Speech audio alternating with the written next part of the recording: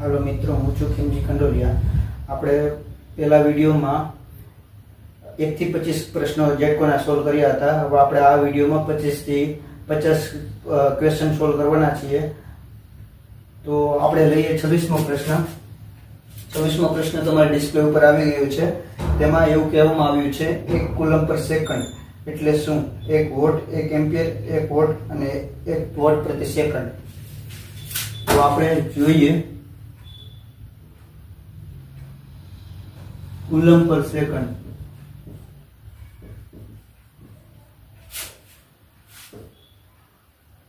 Current નો coulomb પર second શેનો એકમ છે એટલે શું એવું પૂછ્યું છે આપણે।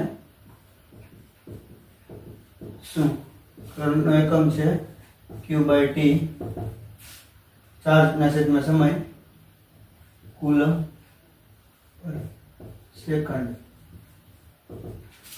1 એમ્પિયર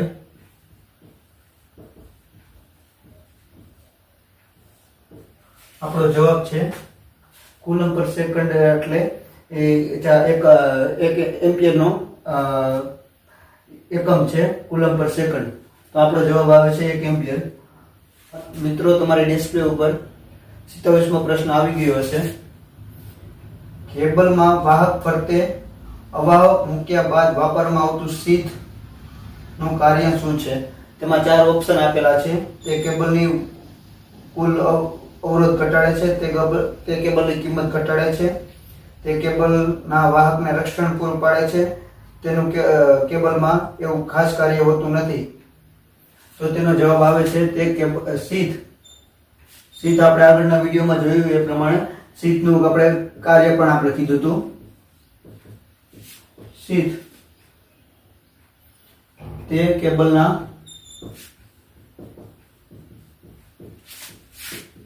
વાહકને રક્ષણ આપે છે। તો આપણે 27મા પ્રશ્નમાં શીથનું કાર્ય પૂછવામાં આવ્યું છે, તે કેબલના વાહકને રક્ષણ આપે છે। તો મિત્રો, હવે જોઈએ 28મો પ્રશ્ન। 28મો પ્રશ્ન મિત્રો તમારા ડિસ્પ્લે ઉપર આવી ગયો હશે। તેમાં એવું કહેવામાં આવ્યું છે નીચેનામાંથી કોનો પાવર ફેક્ટર 1 હોય છે? અને 4 ઓપ્શન આપેલા છે: કેપેસિટર, અવરોધ, ઇન્ડક્ટર અને ટ્રાન્ઝિસ્ટર। તો આપણે જાણીએ છીએ પાવર ફેક્ટર અવરોધનું પાવર ફેક્ટર 1 હોય છે। તો આપણે આમાં જવાબ એવો આવેલો છે કે અવરોધ એટલે રેઝિસ્ટર। તો મિત્રો, આપણે 29મો પ્રશ્ન લઈએ। મિત્રો, તમારા ડિસ્પ્લે ઉપર 29મો પ્રશ્ન આવી ગયો છે। ધાતુની સપાટી પર લાગતો કાટ અટકાવવા માટે કઈ પદ્ધતિનો ઉપયોગ થાય છે? તેમાં 4 ઓપ્શન આપેલા છે: cathodic protection, leakage protection, electrolyting protection, electrostatic protection. તો ધાતુની સપાટી પર કાટ લાગવા માટે કેથોડિક પ્રોટેક્શન ઉપયોગ થાય છે। Cathodic protection. તો આપણે ધાતુની સપાટી ઉપર પ્રોટેક્શન આપવા માટે, રક્ષણ આપવા માટે કેથોડિક પ્રોટેક્શન ઉપયોગ થાય છે। તો મિત્રો, આપણે જોઈએ 30મો પ્રશ્ન। મિત્રો, તમારી ડિસ્પ્લે ઉપર 30મો પ્રશ્ન આવી ગયો હશે। તેમાં એવું કહેવામાં આવ્યું છે ચુંબકીય ક્ષેત્રમાં પડેલ વાહકમાંથી વિદ્યુત પ્રવાહ પસાર થાય તો બળ ઉત્પન્ન થાય। તે સિદ્ધાંત નીચેનામાંથી કયું ઉપકરણ કામ કરે છે? અલ્ટરનેટર, ડીસી જનરેટર, સ્પીકર અને પીઝો ઇલેક્ટ્રિક। આપણે જાણીએ છીએ તેમાં જવાબ આવે છે ડીસી જનરેટર।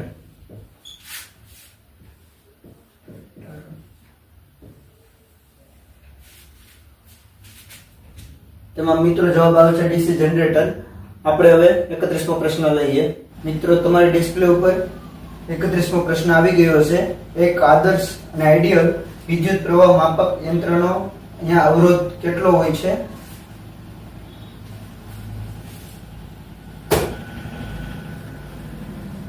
આઈડિયલ અવરોધ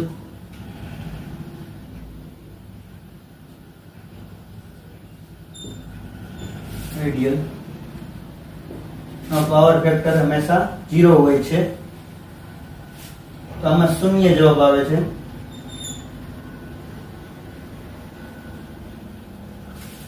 તો મિત્રો આપણે આમાં શૂન્ય જવાબ આવે છે અને 32મો પ્રશ્ન લઈએ. મિત્રો 32મો પ્રશ્ન તમારી ડિસ્પ્લે ઉપર આવી ગયો હશે. તેમાં એવું કહેવામાં આવ્યું છે એનાલોગ પ્રકારના વિદ્યુત માપન યંત્રમાં નીચેનામાંથી કયા બળની જરૂર નથી? ચાલક બળ, કંટ્રોલિંગ બળ, ડમ્પિંગ બળ અને બ્રેકિંગ બળ. તો મિત્રો આપણને આ પ્રશ્ન બે રીતે પૂછી શકે છે, જરૂરી નથી અને જરૂરી છે. તો મિત્રો આમાં એવું આવે છે કે આપણે જરૂરી નથી અને જરૂરી છે. તો એમાં આપણે જરૂરી નથી એવો પ્રશ્ન પૂછવામાં આવ્યો છે. આ પ્રશ્ન પૂછવામાં આવ્યો છે તો બ્રેકિંગ બળની જરૂર નથી, ની જરૂર નથી. અને આપણે એનાલોગ પ્રકારના વિદ્યુત માપન યંત્રમાં ચાલક બળની જરૂર હોય છે, ચાલક બળ, કંટ્રોલિંગ બળ અને ડમ્પિંગ બળ.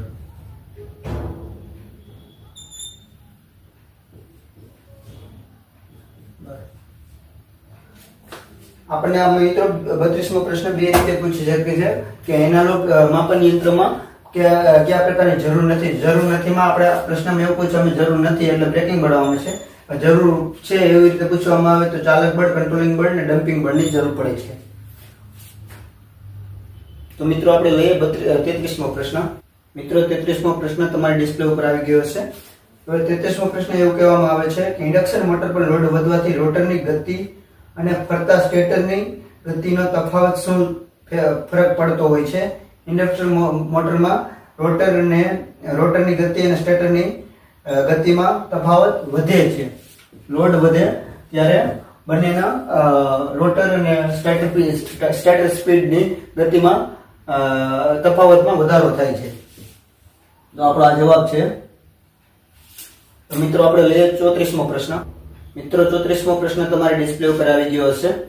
તેમાં એવું કહેવામાં આવ્યું છે ઇન્ડક્શન મોટરમાં રોટરની ગતિ ફરતા સ્ટેટરની ચુંબકીય કરતા કેવી હોય છે? ઇન્ડક્શન મોટરમાં આપણે જોઈએ તો ઇન્ડક્શન મોટરમાં રોટરની ગતિ કરતા સ્ટેટરની ગતિ સ્ટેટર ચુંબકીય કેવી હોય છે? ઓછી હોય છે, ઓછી હોય છે. અને ઇન્ડક્શન મોટરમાં સ્ટેટર સ્પીડ અને રોટર સ્પીડ બે કામ કરતી હોય છે. હવે સ્ટેટર સ્પીડ કોન્સ્ટન્ટ હોય છે, અચળ હોય છે, કોન્સ્ટન્ટ હોય છે, કોન્સ્ટન્ટ. અને રોટર સ્પીડ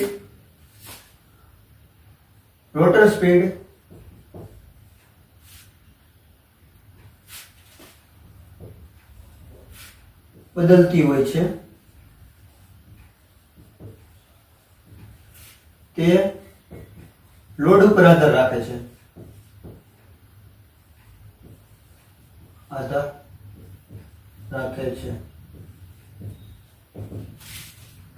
તો મિત્રો આપણે આ પ્રશ્નમાં જોયું રોટર સ્પીડ કરતા સ્ટેટરની સ્પીડ કેવી હોય છે, સ્ટેટરની ચુંબકીય ક્ષેત્રની સ્પીડ કેવી હોય છે? ઓછી હોય છે. તે આપણા પ્રશ્નનો જવાબ છે. તો મિત્રો આપણે 35મો પ્રશ્ન લઈએ. મિત્રો તમારા ડિસ્પ્લે ઉપર 35મો પ્રશ્ન આવી ગયો હશે. તેમાં એવું કહેવામાં આવે છે નીચેનામાંથી કયો વિદ્યુત અર્ધવાહક છે? તેમાં ઓપ્શન આપેલ છે તાંબુ, પિત્તળ, સોનું અને સિલિકોન. તો આપણે જોઈએ તો એમાં અર્ધવાહક પૂછવામાં આવ્યું છે. નીચેનામાંથી કયો અર્ધવાહક છે? તો આપણને ત્રણ રીતે પ્રશ્ન પૂછે છે. વાહક પૂછે, અર્ધવાહક પૂછે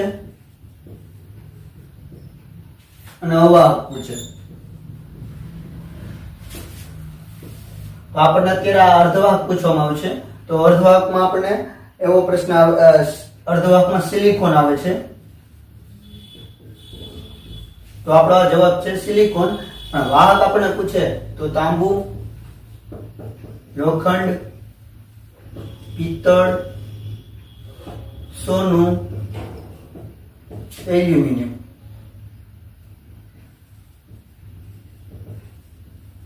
પાણી. અને અવાહક પૂછવામાં આવે તો લાકડું, રબર. વાહક એટલે જેમાંથી વિદ્યુત પ્રવાહ પસાર થઈ શકે અને અર્ધવાહક એટલે થોડોક પ્રસાર થાય અને થોડોક ન થાય તેને અર્ધવાહક કહેવામાં આવે છે. અવાહક એટલે તેમાંથી કે વિદ્યુત પ્રવાહ પસાર થઈ જ ન શકે, તેના ઉદાહરણ છે લાકડું અને રબર. તો આવી રીતે આપણે પ્રશ્ન પૂછે તો આપણે પ્રશ્નમાં પૂછવામાં આવે છે અર્ધવાહક, તો સિલિકોન તેમાં જવાબ આવે છે. તો મિત્રો આપણે હવે લઈએ 36મો પ્રશ્ન. મિત્રો 36મો પ્રશ્ન તમારી ડિસ્પ્લે ઉપર આવી ગયો હશે. 36મો પ્રશ્ન એવું કહેવા માંગે છે ટીક પદ્ધતિથી કરેલું વાયરિંગ કઈ જગ્યાએ સૌથી વધુ યોગ્ય છે? ઇન્ડસ્ટ્રીયલ વાયરિંગ, પહેલો ઓપ્શન આપેલો છે ઇન્ડસ્ટ્રીયલ વાયરિંગ, બીજો ઓપ્શન ગોડાઉન વાયરિંગ, સી આપેલું છે ઘરેલું વાયરિંગ અને બહુમાળી મકાન વાયરિંગ. તો આપણે ટીક પદ્ધતિનું વાયરિંગ ગોડાઉન વાયરિંગ માટે વપરાય છે. તો આ ગોડાઉન વાયરિંગ તેનો જવાબ છે. તો મિત્રો આપણે 37મો પ્રશ્ન લઈએ. 37મો પ્રશ્ન મિત્રો તમારી ડિસ્પ્લે ઉપર આવી ગયો હશે.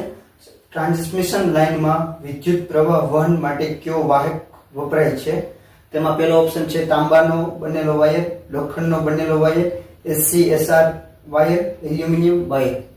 તો 4 ઓપ્શન આપેલા છે.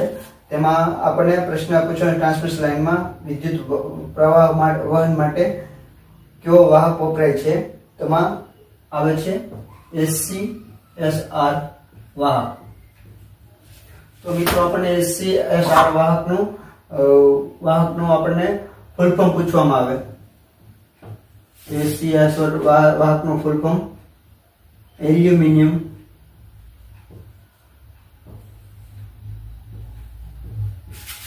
સ્ટીલ રેનફોર્સ્ડ વાહક. તો મિત્રો આપણો આ જવાબ SCSR વાહક આવે અને એલ્યુમિનિયમ સ્ટીલ રેનફોર્સ્ડ વાહક આ તેનું પૂરું નામ છે. તો મિત્રો આપણે 38મો પ્રશ્ન લઈએ. 38મો પ્રશ્ન મિત્રો તમારી ડિસ્પ્લે ઉપર આવી ગયો હશે. કેબલમાં ઉપયોગ થતા અવાહકનો અવરોધ કઈ રેન્જમાં હોય છે? તો એમાં 4 ઓપ્શન આપેલ છે ohm, micro ohm, mega ohm, milli ohm. તો પ્રશ્ન આપણને છે અવરોધ કઈ રેન્જમાં હોય છે અવાહકનો? કેબલનો અવાહકનો અવરોધ તો આપણને અવાહક અને વાહક. તો આપણે અવાહક પૂછવામાં છે કેબલનો અવાહકનો અવરોધ કઈ રેન્જમાં હોય છે? તો અવાહકમાં હોય છે મેક્સિમમ અને વાહકમાં હોય છે મિનિમમ. તો આપણને અવાહકમાં મેગા ઓહમ જવાબ આવે છે અને વાહક આપણે પૂછ્યું હોય તો સિર્ફ ખાલી આપણે ઓહમ જવાબ આવે છે. તો આપણે અત્યારે કેબલમાં અવાહકમાં અવરોધ મેગા ઓહમમાં હોય છે. તો આપણે મિત્રો 39મો પ્રશ્ન લઈએ. 39મો પ્રશ્ન મિત્રો તમારી ડિસ્પ્લે ઉપર આવી ગયો છે. સબસ્ટેશનમાં અર્થિંગ અવરોધનું કયું મૂલ્ય યોગ્ય છે? 500 ohm, 100 kilo ohm, 1 kilo ohm અને 1 ઓહમ. તો મિત્રો સબસ્ટેશનમાં અર્થિંગ માટેનું મૂલ્ય હોય છે, અવરોધનું મૂલ્ય 1 ઓહમ હોય છે. તે આપણો જવાબ છે. સબસ્ટેશનમાં અર્થિંગ માટેનું અવરોધનું મૂલ્ય 1 ઓહમ હોય છે. તો મિત્રો આપણે 40મો પ્રશ્ન લઈએ. 40મો પ્રશ્ન મિત્રો તમારા ડિસ્પ્લે ઉપર આવી ગયો હશે. તેમાં કહેવામાં આવે છે ટંગસ્ટન ફિલામેન્ટ પ્રકારના લાઇટના બલ્બ માટે નીચેનામાંથી કયો વિકલ્પ યોગ્ય છે? ટંગસ્ટન ફિલામેન્ટ બલ્બ પાવર વધારે વપરાય છે, બી ટંગસ્ટન ફિલામેન્ટ બલ્બ કાર્યક્ષમતા વધારે હોય છે, ટંગસ્ટન ફિલામેન્ટ બલ્બનો પાવર ફેક્ટર લેગિંગ હોય છે, ટંગસ્ટન ફિલામેન્ટ બલ્બનો ખૂબ જ ઓછો પ્રકાશ આપે છે. તો આમાંથી આપણો યોગ્ય જવાબ છે ટંગસ્ટન ફિલામેન્ટ બલ્બ પાવર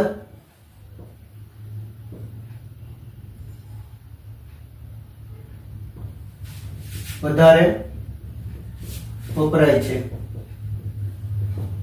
તો આપણો આ જવાબ છે power tungsten filament bulb power વધારે વપરાય છે.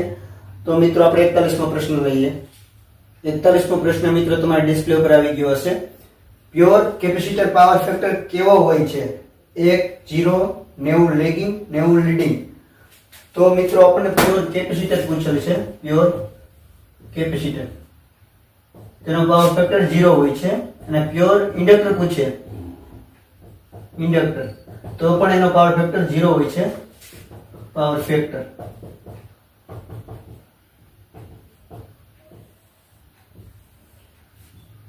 કેપેસિટરમાં લીડિંગ હોય છે, પ્યોર પાવર ફેક્ટર લીડિંગ હોય છે ને લેગિંગ હોય છે. પાવર ફેક્ટરનું સૂત્ર આપણે જોઈએ. True power, apparent power,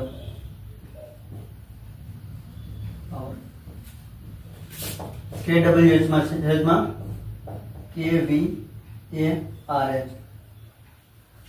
power factor નું સૂત્ર આપણે પૂછે તો આવી રીતે, અને આપણે પ્યોર કેપેસિટર નું પાવર ફેક્ટર પૂછવામાં આવે છે તો 0 થાય છે અને લીડિંગ હોય છે, અને ઇન્ડક્ટર નું પૂછવામાં આવે તો 0, તેનો પણ સેમ જ હોય છે પણ લેગિંગ હોય છે. પાવર ફેક્ટર નું સૂત્ર આપણને પૂછવામાં આવે છે તો ટ્રુ પાવર ના છેદમાં એપરન્ટ પાવર અને kWh માં છેદમાં kVAR.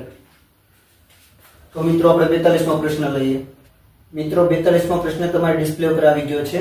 42મો પ્રશ્ન, જ્યારે કોઈ પણ ઉપકરણને તેના રેટિંગ કરતા વધારે વોલ્ટેજ આપવામાં આવે છે તો તે ઉપકરણ ધ્રુજારી આવે છે, તે ઉપકરણમાં વધારે અવાજ આવે છે, તે ઉપકરણમાંથી વિદ્યુત પ્રવાહ વધારો થાય છે અને તે ઉપકરણને કોઈ અસર ન થાય તો તેમાં 4 ઓપ્શન આપ્યા હતા.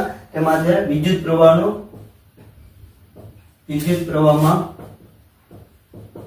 વધારો થાય છે, કોઈ પણ ઉપકરણને વોલ્ટેજ વધારવામાં આવે, વોલ્ટેજનો વધારો કરવામાં આવે તો વિદ્યુત પ્રવાહનો પણ વધારો થાય છે, કારણ કે વોલ્ટેજ છે તે વિદ્યુત પ્રવાહને દબાણ આપે છે અને આગળ ધકેલવાનું કામ કરે છે. જો વોલ્ટેજ વધે તો તે વિદ્યુત પ્રવાહમાં પણ વધારો થાય છે. તો મિત્રો આપણે 43મો પ્રશ્ન લઈએ. 43મો પ્રશ્ન મિત્રો તમારી ડિસ્પ્લે ઉપર આવી ગયો છે.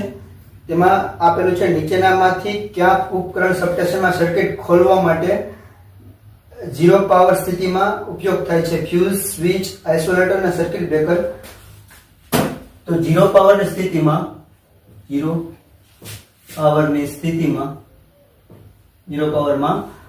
તો આઇસોલેટર ઉપયોગ થાય છે. આઇસોલેટર ઉપયોગ થાય છે સર્કિટને ઓપન કરવા માટે. સબસ્ટેશનમાં મિત્રો જે લોકો કામ કરતા હશે તેને ખબર હશે કે લાઈનની એલસી આવે કે લાઈન ક્લિયરન્સ પરમિટ આવે ત્યારે આપણે આઇસોલેટર ઓપન કરતા હોય છે સર્કિટ બ્રેકર બંધ કરીને, એસએફસી સર્કિટ બ્રેકર. એટલે 0 પાવર કન્ડિશનમાં આપણે આઇસોલેટર સર્કિટને ઓપન કરવા માટે ઉપયોગ થાય છે. તો મિત્રો આપણે 44મો પ્રશ્ન લઈએ. 44મો પ્રશ્ન મિત્રો તમારી ડિસ્પ્લે ઉપર આવી ગયો હશે. તેમાં એવું કહેવામાં આવ્યું છે, આપણા ઘરના વાયરિંગમાં બધા ઉપકરણો સિરીઝમાં જોડવામાં આવે તો શું થાય? ઉપકરણ શોર્ટ સર્કિટ થાય, ઉપકરણ અવરોધ ઉભો થાય, ઉપકરણ કાર્યક્ષમતા વધારો થાય અને ઉપકરણને પૂરતા વોલ્ટેજ મળે નહીં. તો મિત્રો આપણને બધાને ખબર છે કે ઘરનું વાયરિંગ કેવું હોય છે, તો એમાં આપણને એવો જવાબ આપવા હોય છે કે સમાંતરમાં હોય છે, પેરેલલમાં હોય છે. પણ આપણને હવે પ્રશ્ન પૂછવામાં આવે છે કે સિરીઝમાં હોય તો શું થઈ શકે છે? હવે સિરીઝમાં હોય, સિરીઝ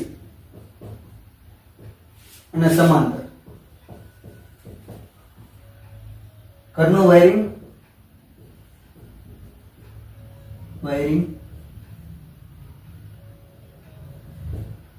હોય છે, સમાંતરમાં આપણું ઘરનું વાયરિંગ હોય છે. પણ પ્રશ્ન આપણને એવું પૂછે કે સિરીઝમાં હોય તો શું થાય? સિરીઝમાં હોય તો વોલ્ટેજ ઘટે છે, તો આપણે સિરીઝમાં હોય તો વોલ્ટેજ ઘટે છે, વોલ્ટેજ ઘટે છે એટલે ઘટે છે કે પૂરતા મળતા નથી. મિત્રો સિરીઝમાં શું થાય છે? સિરીઝમાં કરંટ સરખો હોય છે,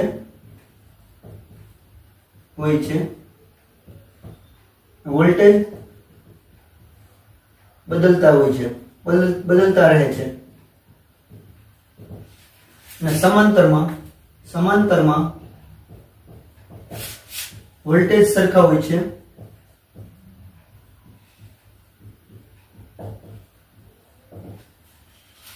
અને કરંટ મીન્સ વિદ્યુત પ્રવાહ બદલતો રહે છે. તો આપણે પ્રશ્ન એવો પૂછે કે સિરીઝમાં ઘરનું વાયરિંગ કરવામાં આવે તો શું થાય? તો સિરીઝમાં ઘરનું વાયરિંગ કરવામાં આવે તો કરંટ તો સિરીઝમાં ઘરનું વાયરિંગ કરવામાં તો વોલ્ટેજ પૂરા મળે નહીં અને વોલ્ટેજ બદલતા રહે. એટલે આ સિરીઝનું છે ડેફિનેશન કે કરંટ સરખો હોય છે અને વોલ્ટેજ બદલતા હોય છે. તો વોલ્ટેજ ઘટે, પૂરતા મળે નહીં. હવે એના માટે આપણે વોલ્ટેજ પૂરતા મળે એના માટે આપણે ઘરનું વાયરિંગ સમાંતરમાં રાખવામાં આવે છે કે વોલ્ટેજ સેમ રહે અને વિદ્યુત પ્રવાહ બદલતો રહે. કારણ કે લોડ આપણે ઘરમાં પંખો છે કે ટ્યુબલાઇટ છે બધાને જુદા જુદા જુદા જુદા લોડ ઉપર કામ કરતું હોય છે. એના માટે આપણે વોલ્ટેજ સરખા રાખવો પડે અને વિદ્યુત પ્રવાહ બદલતો રહે ઘરના વાયરિંગ માટે. એના માટે સમાંતર વાયરિંગ આવે છે. આપણો જવાબ આવશે વોલ્ટેજ ઘટે છે, પૂરતા મળતા નથી સિરીઝમાં ઘરનું વાયરિંગ કરવામાં આવે તો. મિત્રો આપણે 45મો પ્રશ્ન લઈએ. 45મો પ્રશ્ન મિત્રો તમારા ડિસ્પ્લે ઉપર આવી ગયો છે. ઇન્ડક્શન મોટરની સ્ટેટરના કોઈ બે કનેક્શન ઉલટાવવાથી શું થાય છે? સ્ટેટરમાંથી વિદ્યુત પ્રવાહ પસાર થાય છે, એ પહેલો ઓપ્શન. બીજો ઓપ્શન રોટરમાંથી વિદ્યુત પ્રવાહ પસાર થાય છે, અને ત્રીજો ઓપ્શન ફરવાની દિશા બદલાય છે, અને ચોથો ઓપ્શન સ્ટેટરના તાપમાનમાં વધારો થાય છે. તો મિત્રો ઇન્ડક્શન મોટરમાં બે કનેક્શન બદલવાથી તેની દિશા બદલાય છે. દિશા બદલાય છે. તો ઇન્ડક્શન મોટરમાં બે કનેક્શન RYB 3 ફેઝ હોય, એમાંથી બે ફેઝ ચેન્જ કરવામાં આવે તો ફેઝ સિક્વન્સ ચેન્જ થાય છે. ફેઝ સિક્વન્સ ચેન્જ થવાને લીધે ટોર્કનું બળ છે ઉલટી દિશામાં ક્લોકવાઇઝ કે ક્લોકવાઇઝ દિશામાં હોય તો એન્ટી ક્લોકવાઇઝ દિશામાં હોય છે.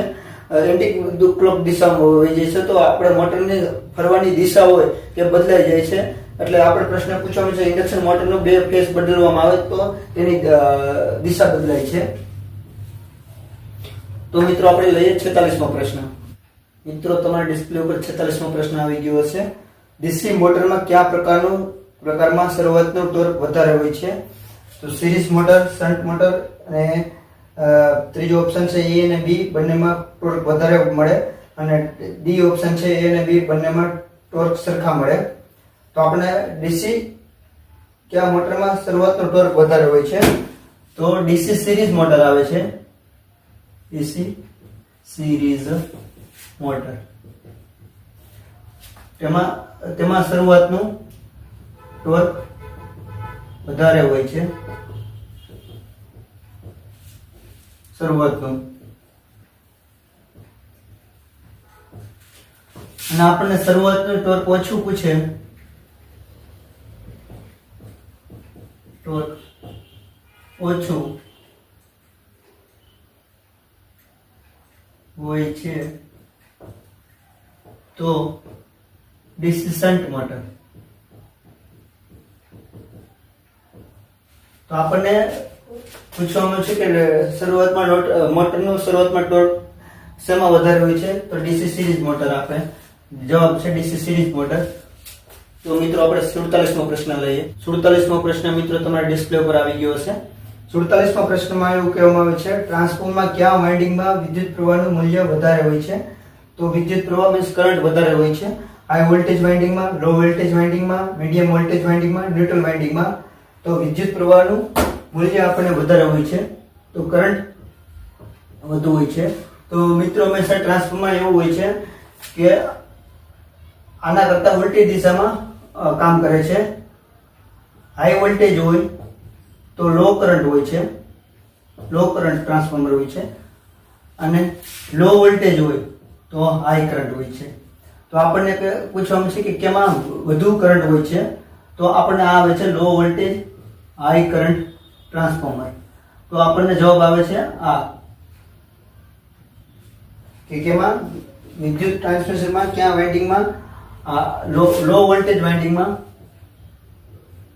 લો વોલ્ટેજ વાઇન્ડિંગમાં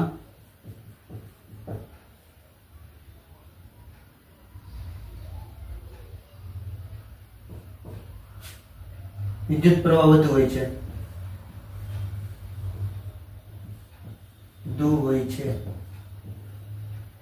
આપણો જવાબ છે. અને મિત્રો આપણને લો કરંટ પૂછે તો લો કરંટમાં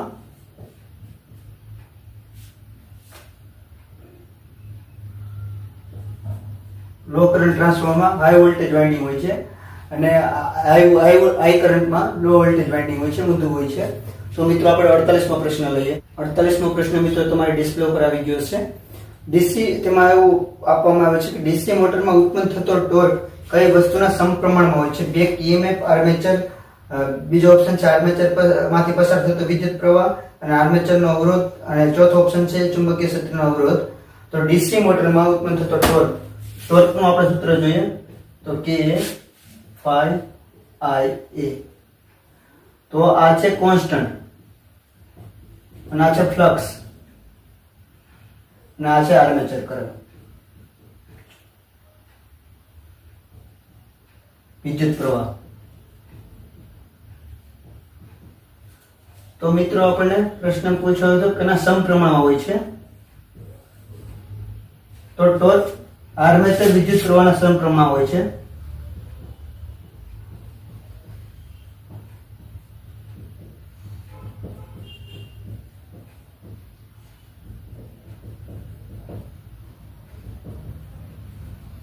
તો મિત્રો આપણે આનો જવાબ થાય છે મોટરનો ટોર્ક શેના સમપ્રમાણમાં હોય છે? આર્મેચર વિદ્યુત પ્રવાહના સમપ્રમાણમાં હોય છે. તો મિત્રો 49મો પ્રશ્ન લઈએ. 49મો પ્રશ્ન મિત્રો તમારી ડિસ્પ્લે પર આવી ગયો હશે. ફ્યુઝ જોડાણ ખાલી જગ્યામાં કરવામાં આવે છે એવો પ્રશ્ન આપ્યો છે. ચાર ઓપ્શન છે: ન્યુટ્રલ વાયર સિરીઝમાં, ન્યુટ્રલ વાયર સમાંતરમાં, લાઈવ વાયર સમાંતરમાં, લાઈવ વાયર સિરીઝમાં. તો મિત્રો ફ્યુઝનું જોડાણ હંમેશા સિરીઝમાં કરવામાં આવે છે. ફ્યુઝ નું જોડાણ હંમેશા સિરીઝ માં કરવામાં આવે છે. લાઈવ વાયરમાં, લાઈવ વાયર મીન્સ ફેઝમાં. તો આનો જવાબ થાય છે ચાર ઓપ્શન માંથી લાઈવ વાયર સિરીઝમાં ફ્યુઝનું જોડાણ કરવામાં આવે છે. તો મિત્રો 50મો પ્રશ્ન લઈએ આપણે. 50મો પ્રશ્ન મિત્રો તમારી ડિસ્પ્લે ઉપર આવી ગયો હશે. તેમાં પૂછવામાં આવે છે કોઈ પણ વિદ્યુત સર્કિટમાં કોન્ટેક્ટરને પસંદ કરવામાં નીચેનામાંથી શેનું ધ્યાન રાખવામાં આવે છે? કોન્ટેક્ટરને પસંદ કરવા માટે કેવા પ્રકારનો લોડ છે? કોન્ટેક્ટર વપરાશ સ્થળે કયા સ્થળે કરવાનો છે? અને ત્રીજો ઓપ્શન છે કેવા પ્રકારનો વિદ્યુત પ્રવાહ છે? અને ચોથો ઓપ્શન છે કેટલા મૂલ્યનો વોલ્ટેજ અને કેટલા મૂલ્યનો લોડ કરંટ છે? તો વિદ્યુત સર્કિટમાં કોન્ટેક્ટર પસંદ કરવા માટે કેટલા મૂલ્યનો વોલ્ટેજ છે,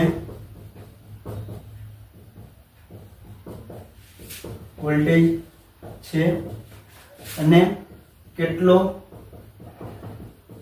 લોડ કરંટ મીન્સ વિદ્યુત પ્રવાહ છે તે જાણવું જરૂરી હોય છે. કારણ કે કોન્ટેક્ટરમાં કેટલા મૂલ્યનો વોલ્ટેજ છે અને કેટલા મૂલ્યનો લોડ કરંટ છે તે જાણવું જરૂરી હોય છે. તો મિત્રો પર આપણે આગલા વિડીયોમાં 50 થી 75 ક્વેશ્ચન લેશું અને આમાં આ 50 થી 75 ક્વેશ્ચન લેશું અને આ 25 થી 50 ક્વેશ્ચનમાં તમને કોઈ પણ ડાઉટ હોય તો કોમેન્ટ કરો અને આ વિડીયોને લાઈક કરો, શેર કરો અને સબસ્ક્રાઇબ કરો ચેનલને અમારી. અને જે મિત્રો ને જરૂરિયાત હોય પેપર સોલ્યુશન ક્યાંય મળતું ન હોય અને ડીપલી પેપર સોલ્યુશન જોવું હોય તો આ વિડીયો તેના સુધી પહોંચાડજો. તો આપણે મિત્રો આગળના વિડીયોમાં મળશું. પાર્ટ 3 માં તેમાં 50 થી 75 ક્વેશ્ચન સોલ્વ કરાવશું.